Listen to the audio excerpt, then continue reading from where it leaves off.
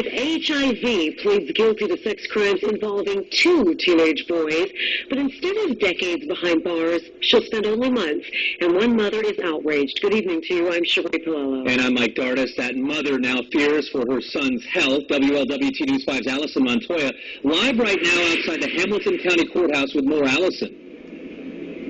Well, Mike and Sheree, good evening to you. And by pleading guilty here earlier today at the Hamilton County Courthouse, this 32-year-old woman who tested positive for HIV will get out of prison in just 1 year. And, of course, we talked to one of the mothers of the victim. She tells us that she feels betrayed by both the person she considered a friend as well as the entire court system.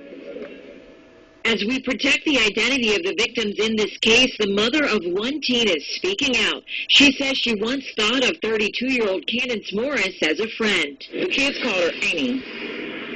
She was like an aunt. But that quickly changed after the family's New Year's Eve party. We were all partying. Me and my mate fell asleep, and she was up with the kids. So after we fell asleep, it was party for her.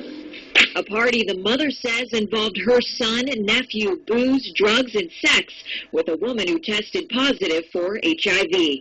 The mother says the boys stepped forward the next day and the family called the cops to report what happened. Documents show Morris was charged with 6 counts of unlawful sexual conduct with a minor and pled guilty to 3. As for the penalty, 1 year behind bars, the mother says it's just as shocking as what took place in their Price Hill home. I just wish she got more time. That year is not justified. Justice was not served. It was not. Morris was able to avoid 30 years behind bars in court by pleading guilty, and although one mother wanted a harsher penalty, she says she'll leave that up to a higher power. The words I have for Candy is, God's going to get you. God has a plan for her. And as for the 2 teen boys, I'm told they're doing well right now. They're enrolled in school. They're going to sports. And as far as being tested for HIV, they've gone to a couple tests. So far, those tests have come back negative.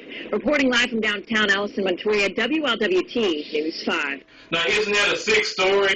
I mean, imagine, women, that was your friend, and you partying with her. And yet she was eyeing your son and your nephew the whole time. Wait for you and your man to fall asleep so she can have sex with your teenage son and nephew, knowing she has HIV. And that's all she got was a year in jail? Like, really?